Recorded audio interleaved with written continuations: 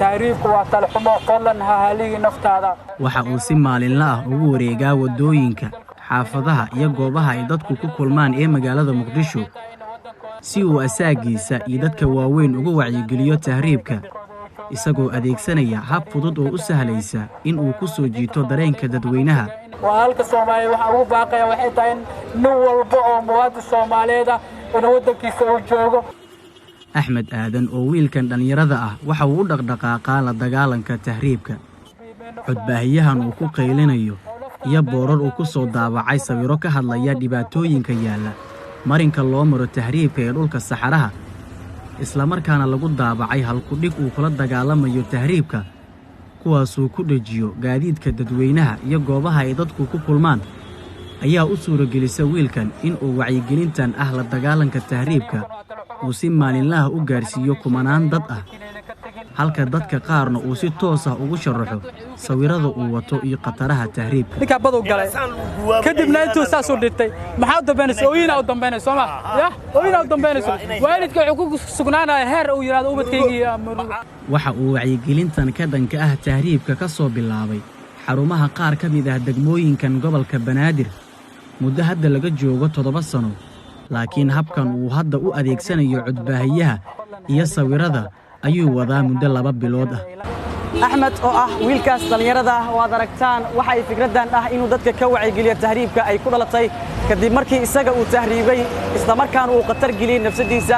si uu u gaaro mid ka mid ah wadamada Carbeed halkaasna uu kala soo kulmay dhibaatooyin badan oo ay ka mid yihiin xabsi iyo jirdil dibna loogu soo celiyay dalkiisa. maraan tahriibay Sacuudi Arabiya aan u tahriibay oo aan maray baddaas markaan ka gudbay kadib badda dhexdeeda xarun fara badan aan kala kulmay jirdil in qolo maleeshiyada ay naafduubteen oo micnaha ay baad naga qaataan oo qaar naga mid xataa la dilay sida markaan ka badbaan kadib xero aan galay ayaa waxaan u sii gudubnay inaan ka sii gudbo Yemen oo aan u gudbo Sacuudiga saxaraha markaan gaaray Sacuudiga iyo Yemen u dhaxeeyana waxaan kala kulmay tacdiif fara badan inaan xabsi galo in askartayna garaacaan in xuduudka aan gudbo weyno markaan ka gudbay kadib oo Sacuudiga Arabiya aan tagay Muqdiso aan ku soo noqday 2013 aan barnaamij wacyigelin aan sameeyay barnaamijka wacyigelinta markaan gudaha Soomaaliya aan imidna waxaan sameeyay wacyigelin degmooyinka qaar marnaba kama xishoodo inuu ka hadlo goobaha ay dadku isugu yimaadaan ee magaalada Muqdiso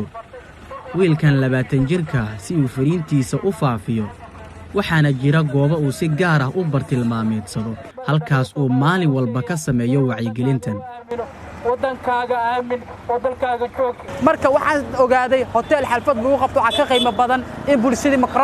mikrofon la qaato oo laamida la dhex maro oo ardaydii meelaha dadka isku yimaada in la tago oo la tusi dhibka uu leeyahay ayaa maanta maraya meelo badan xaafadaha qaar waa dhex galaa meelaha isgoosiyada laamiyaha waan tagaa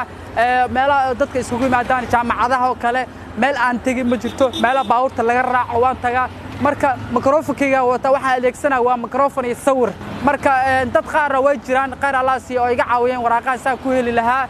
marka laakiin ma haysto garab kale buuxda oo arinkan ay ii fududeyn kara inaan mar walba joogto ka dhigto inkastoo aysan jirin cid si buuxda uga taageerta Axmed barnaamijkan